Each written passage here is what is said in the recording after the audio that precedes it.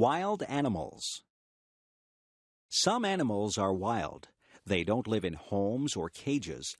They live in jungles or on plains. The lion is the king of the beasts. He is very mighty. He roars loudly. The giraffe has a long neck. He eats leaves from the tallest trees. The elephant is very large. He has a trunk and 2 tusks. A tiger has stripes. Some bears are black and some are brown. There are even white bears called polar bears. A kangaroo lives in Australia.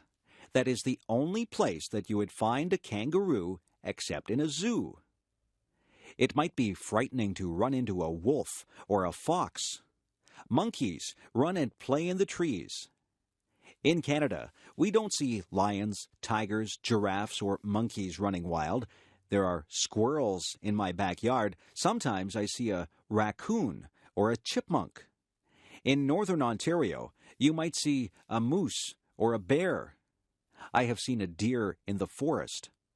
There are many wild animals. You can see wild animals if you go to the zoo.